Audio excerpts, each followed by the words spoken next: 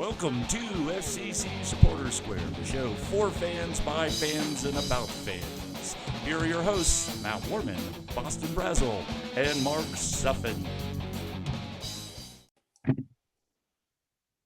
Welcome once again to FCC Supporter Square. As usual, my host, me, Matt Warman, and my co-host here is Mark Suffin. Say hi, Mark. Hey, how's it going, Matt? How you been, sir? Hey, trying to drop, stay away from the raindrops there. It's going to be a wet one. We'll be talking probably about that as well later in this Right. podcast, but otherwise, not too bad, not too bad. Good.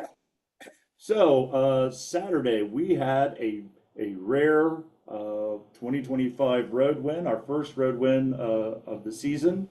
I believe you said 2-0. I believe I said 1-0, Yep. and the final score was 2-1. Yep. Not the greatest match on our side, but a road win is a road win. I have to props to all of the traveling Bailey. You guys were loud and proud. I could hear Cincinnati, here we go at the end of the game. Yep. Nothing better than that when you're on the road to hear the chants that you most know. That's usually a good sign. For sure. Geodis Park is just a nice park. I mentioned that in the last podcast, and I just think so much fun is had by the traveling Bailey. And, certainly they showed it, of course, after both goals and, of course, getting the 3 points to drive back home with. It was, as I said, it was an interesting game. I think it's there's many things to try to break down here, so I'm trying to be as positive as possible. That was not our best game, but we weren't playing our best players, at least not for 90 minutes. It was still another makeshift back line, switching our formation from back three to back four halfway through the contest. And I did like some things like putting Alvis Powell back in the back four. So he had the not best game against Atlanta, but that doesn't mean we can't utilize him, and that's what I like. I mean, that's the kind of thing that you want from your coaches. Look, it's a bad game. We're putting you back there. Now if we lost or tied and another thing happened from Powell, then we have to start having a different conversation. But I was very happy that he placed his faith into Powell, and Powell did not disappoint. But with that being said, everything was really kind of disjointed. The things that we got were a PK and a free kick, and I mean, I'm not going to take anything away from either of those, but we still have some work to do. Yeah, and you can look at this still as we're still trying to get our legs under us. We're still trying to get more match experience, and certainly a road test. Well, we passed that test. We did. It didn't look pretty at times, but I think we did enough in all aspects of the match. And let's just give it up to the GOAT, Roman Celentano. What a whale of a performance! And you just got to give it up, for a keeper that's just been steady for now his third year. And I'm just so happy for him. He just looked amazing to keep that victory ours. And let's just give it up. It took significant work to get the free kick, to get Corey Bayard to have Walker Zimmerman make a critical error. Kudos to Bayard for that. And that's what it takes. It takes just the little things that can pay the biggest dividend. And we rose to the occasion and brought home 3 points. We are used to a Roman Celentano making those types of saves. When he is on, and he was definitely on in Nashville, he did not disappoint. And you could see that electrified the entire team. I'm sure it electrified the coaching staff, the defense. It's like, okay, I can do this. We can do this. I mean, he still has to work on some things like distribution, and some of his kicks tend to go astray, but you don't keep him out of goal. And the reason is what you saw in Nashville, is that the most important things. The In the space of a couple of minutes, he saves a PK, which, by the way, was soft. Even the announcing team, it seemed to be more for Nashville, said it was soft. And it was the softest of soft PK. So it seemed like it was beneficial on that. But we did give up an early goal. But that free kick by Evander, this is what I've been saying before, is that I really like DaCosta. His free kicks can on occasion go in. And Evander early on, I think, has been trying to overcrank. He's been hitting it a little bit too hard, but that is a spot on. If you can get it within 30 yards, and doesn't matter if you put up a wall, you've got a 90% chance of putting it where you want it to be, and an 80% chance of going in. I'll take that all day, every day. And that kick was phenomenal. Yep. Yeah. And you just see Evander getting his legs under him. He's getting more comfortable with every match. And I'll just say this right now. It's an MVP season for him. And he's just continuing to improve, and continuing to make those around him better. So that's what, Lucho, came into. He started off rough, and then he became the MVP. Evander's just coming in with the experience that we know he has, and he's already paying dividends. So early in the season, he's already looking very good for us. I don't watch too many things like power rankings, but I believe he was fourth in Yes. some pundits' power rankings with 4 Yes. goals and an assist. I believe what this team needs is some time at home, some practice time, some getting out on the training pitch, and just getting used to one another. And I think you could see that. Again, we're not playing with our entire back four or even our back three. We at times look dangerous, at times not so much. I still think there's some concern with our defense until we can get everybody there. But Hagelin was there. Was he? Did he come out at halftime? I think he did, didn't he? Yeah, he's still taking time. He's not going to go the full 90 yet, and that's smart. If we can get a good strong half out of Hagelin, that's perfect. Right now, that's what we need. Let's just let the other guys, do the lion's share of the work. And it's encouraging that Miazga is now practicing. Not full on, but he's practicing in his own way with the team. So I'm happy for our future here.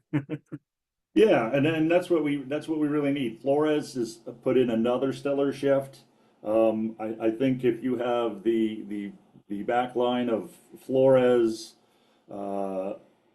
Miazga, and Robinson, that is a very strong. That's the lineup that we thought we were going to get day one, but sadly Miazga isn't ready yet, but he's coming, as you said. So I think the shakiness. I don't want to say shakiness because that's not quite the term, but the unsettledness of the defense kind of puts us wanting more for defense. And I think it means the midfield has to play slightly differently because they're not having full confidence yet. Yeah. And Miazga is such a great, not only a great defender, but he's also a great passer. And I think you're missing a lot of that. Not having Denke because it's not his fault. Unlike Bupenza, he was held up from international duty. Right. Hadebe is running into that this week. Before I think the one thing is that we were threatening at times in the Nashville game, and that clearly was a handball. You could see that not only did he have his hand out, but he actually whacked it with his arm. Yeah. And then tried to go, what, me? What are you talking about? It was like, no, you whacked it with your arm because Baird had a sure on goal. You know, uh, Baird is probably not the favorite player of most fans. I know that he did like a crab dance. He's excited to try to score a goal, but here we are, 1+ seasons, and he hasn't had any goals, and we're uh, kind of in a wait and see for him to try to score. But he does so many things, and he definitely uh, uh, he does. I'm sorry. He does a lot of things pretty well, and he does eat up a lot of minutes. So Yeah. I'm hoping at some point, particularly at home, that he gets when he gets his number called, that he could actually put one in the back of the net. I think more than he would like that more than I mean the fans obviously will, but we all will. But I think Yeah. that would be it's kind of like rooting for Powell the same way. Powell hasn't scored a goal in 3 years, and Yeah. on those occasions where we're ahead, that's where you want to be. Well, if you look at a player like Baird and what he was in the college game and what he's brought to MLS, uh, I just think his potential is still out there, and you just see a guy that can play near the back line and then challenge Walker Zimmerman into a critical error at the front line. So, this year I think Noonan's really trying to position him for success, to keep him out on the pitch, eat up some minutes, and just provide a spark where he can. And so I give it Noonan's doing the right thing here. So I just think hopefully Baird can turn that into it may not be goals so fast, but it just may be some critical play in the final third that seals a victory in some way. So that's what I'm looking for him to contribute. So hopefully that comes to fruition.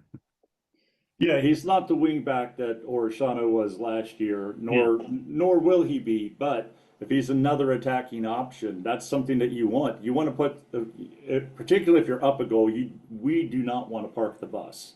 That doesn't mean that we're going to try to go score a third goal or a fourth goal. There are times where you do not want to shoot and turn it over and have it go the other way. But Right. it's nice to have another option, particularly if you're trying to play keep away, and if you get a shot, go ahead and take it, deep in the third. I think that's what you're going to see from him, and he is kind of the poor man's Kubo, which leads me to I did not hear. Why was Kubo? Was he not even in the 18? Is he injured? I I think didn't he hear got anything. I think he got a knock, and I think that's what kept him out. I didn't read up on exactly what he's got. I know Laurel uh, Thaler posted her story. I did not read it fully. I just read the little bit about Miazga, and that there's a stomach bug going around with Robinson, Yedlin, and a couple of others.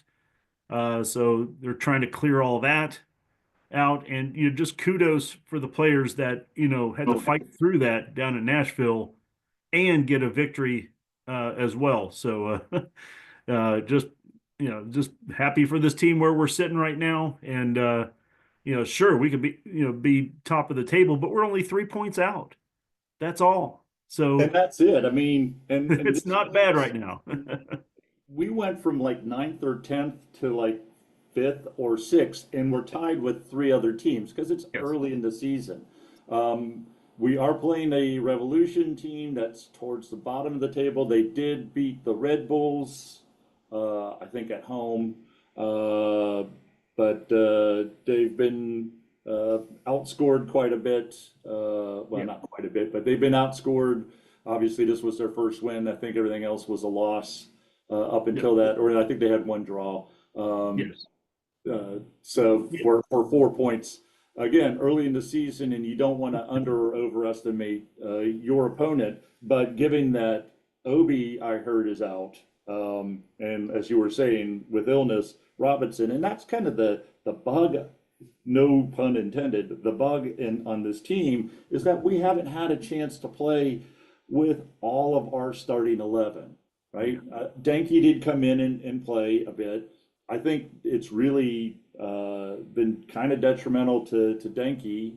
He's a good player. He scored a goal in international duty. I know we can get him in place, but he needs to have lots of training minutes with Evander and Orishano to have all three of those guys in full gear, full speed, knowing what each one's going to do, knowing that Orishano likes to float around. He may be left, he may be right, and to play off of him. These are types of things that you cannot do during the game. You have to do it during practice. You've got to say, oh, I like to drift over here. I'm gonna need to fill in this space, or I'm gonna go from the center off to the other side and have somebody else. As I pull somebody out, somebody's gonna fill in that space that's gonna make a run that somebody can make a pass to. Those types of things.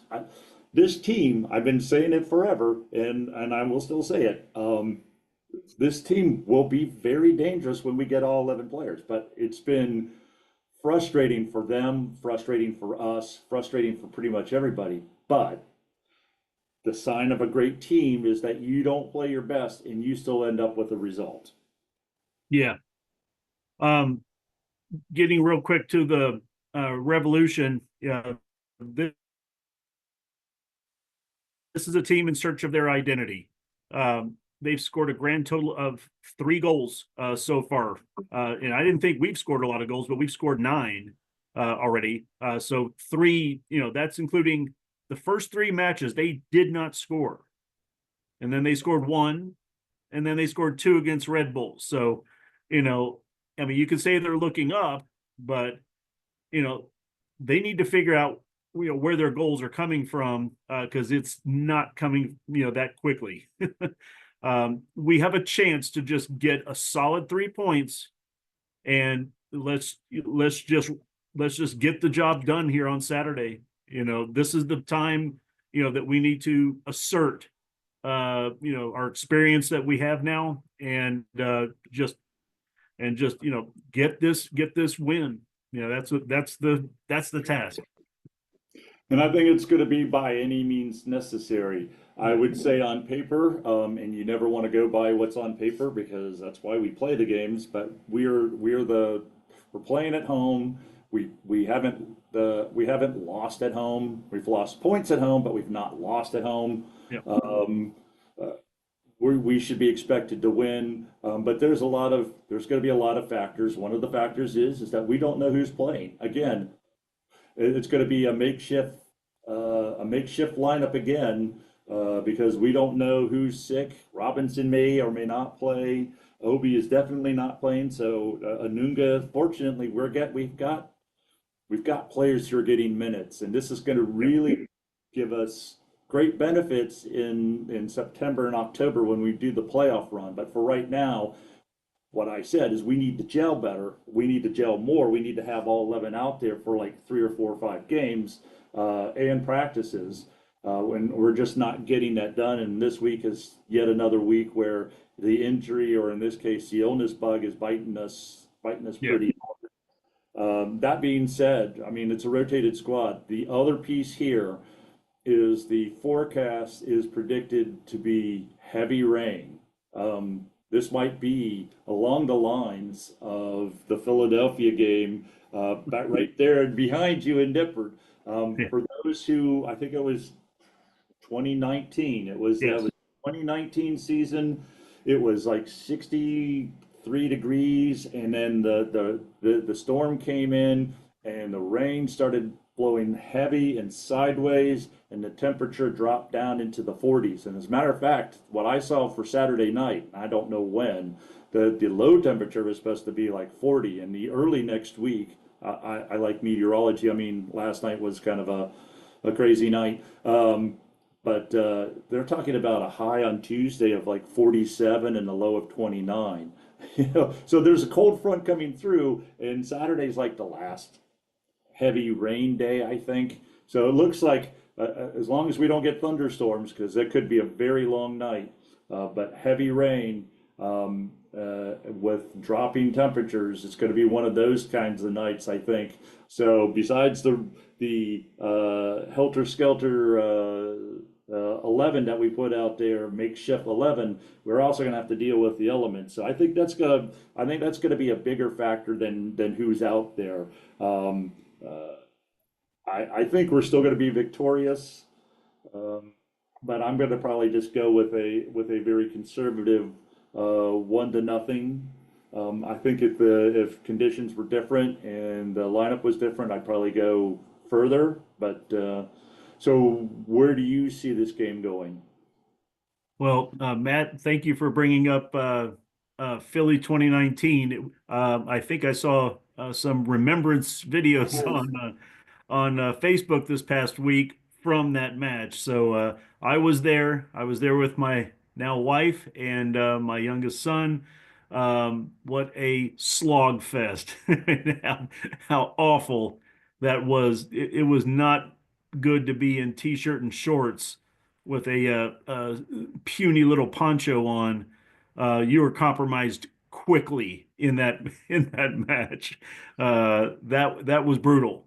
And I just pray that we're nowhere near that on Saturday. I'll take rain. I just that that fierce wind just blew right through you in 2019. We don't need that on Saturday. To Um, kind of set the scene for people who don't know, I was there as well, but not in the Bailey. I was in like one of the last rows, so I brought a poncho. I knew that it was coming. I didn't know the temperatures were going to drop.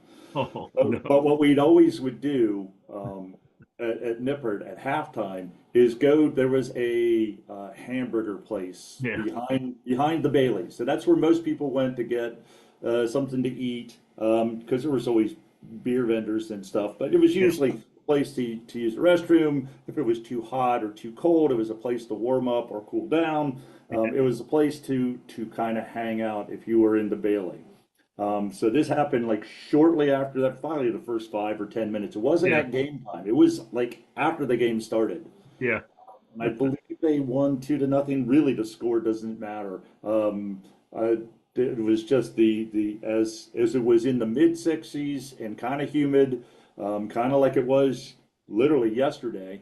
It was that kind of thing. It was kind of humid, but once that storm came through, the Yeah. temperature dropped immediately, and it Mhm. was raining so hard that the downspouts couldn't handle it, Yeah. and water was just gushing down the sides. And you got to remember something that TKL Stadium, I think Philadelphia made them make sure that they had this taken care of, is that the Bailey at Nippert, as you can see over his shoulder, there is nothing, Yeah. absolutely nothing above you. Yeah. What if you are baking in the sun, if you forget your sunscreen, you're going to be a lobster. And if it's raining, no poncho is going to save you, particularly with like 30-mile-an-hour winds. But I Oh, remember going behind the Bailey and just seeing faces of wet paint like a lady crying with yeah. mascara and horns and orange and blue and this kind of deer in the headlights look of what in the heck is going on here. Yeah.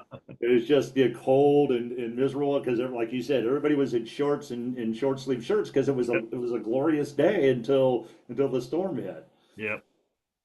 So, and I believe that storm wasn't supposed to come until later, so it kind of came a little early. So it caught a lot of people It off did. guard. I just thought it was going to be just some basic rain for a while and then the storm would be later. But boy, did it ever show up. And you know, I don't think anybody was really prepared for it. You can see from the pictures from that match. So, but yeah, getting back to the match, I'm going to say a 2-1 victory, and I think I want to see Roman get another clean sheet, so I can probably just even go 2-0. I'll stick to that because Roman I think gets another great clean sheet for himself. It really depends on I think the pitch conditions. I think Yeah, if normal rain, it would get drained properly, but if we're getting the heavy rain, the 1 to 2 inches, if they're like they're saying, that's going to be a lot of rain. We'll see if it's ponding.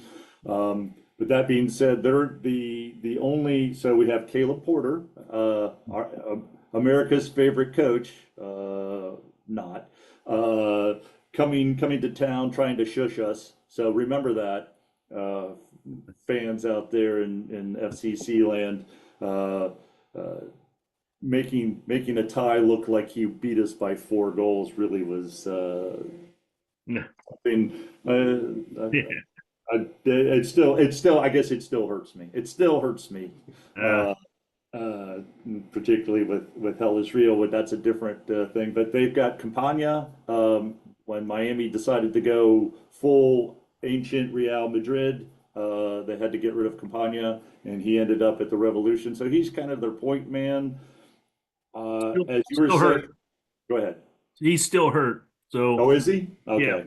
Yeah, so he's not going to be in. I don't think he'll feature this weekend, and I think he might see sometime this month, but he's not ready yet. Well, I wouldn't put him in on a night that's supposed to be like that. But I was going to say, Yeah, even if he was there, you're not going to. If you have ball handling skills, it's going to be difficult. I think it's going to be better passing skills, and the ball. You're going to make a pass, and if the pitch is wet, it's just going to die. It's going to be a very difficult match. However, the home team typically knows their pitch a lot better than the road team. They know where all the soft spots are and the hard spots, so you kind of go with that. It's just like FC Cincinnati going down to Charlotte. They just don't know how to play on that artificial turf. The ball bounces weird, and if it's windy, it really messes with you. I think the weather conditions are going to be a factor. I think they're going to be a bigger factor, but I still think with the better team, we should be able to break them down and get at least a goal. So that's why I'm going to say 1-0. I probably would have gone 2-0 if there wasn't. Again, Obi is out. Anunga is a good enough replacement. Hopefully we have Kubo. Hopefully we have some other people off the bench. If Haglin can go 45 minutes, that would be good. I think we're looking good. We're beginning to look up. If we can, I just don't know about the partnership yet with Denke and Evander. I think that's going to take a few more weeks, unfortunately. I was hoping by May that we'd be hitting on all cylinders, but with international duties and other things that have been popping up that are not really off field, but just outside of our control, we're still not fully gelled yet, which is great because we're in the top, we're in the playoff because we're 3 points away from Shield contention, or at least the Eastern title. With everything we've gone through. So I think that's where we want to be, and I think what's the chant? Let it rain, let it snow, let it pour. We will sing forevermore. I think that's going to be very appropriate. I'm sure that chant will be sung on Saturday. I think you'll be hearing that. I know I will probably be thinking that in my head as I'm meandering around Sam's or whatnot. So yeah, so 1-0, 2-1. I hope it's a 2-0. I hope that the weather affects them way more than it does us, and we put it to them, and then it doesn't really matter who's out on the pitch if you're up 2 or 3-0 with 30 minutes to play.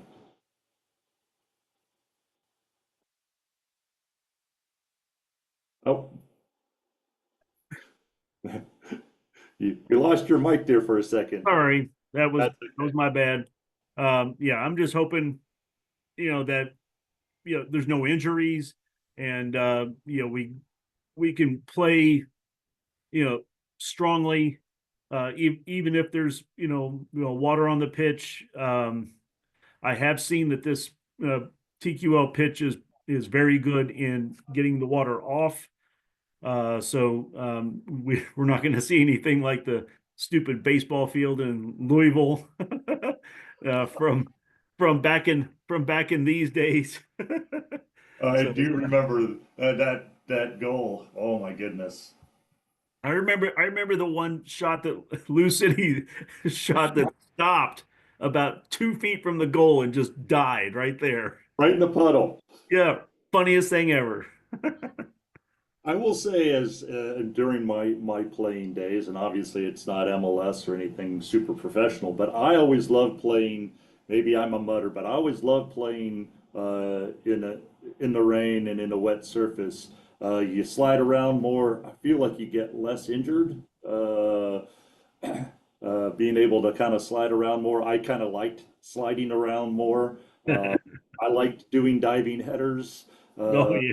because because That's the only place you could do it. I didn't have to, Cincinnati in August is not a time where you want to do diving headers or really Yes. anything of even a serious slide tackle. Right. So I think this team will be ready to go. Obviously, they probably practiced yesterday in the rain. It didn't rain too much today, but I'm sure they've got a plan. I bet Pat Noonan has a plan, and I'm excited to get another 3 points and keep pace with those top teams. Yep.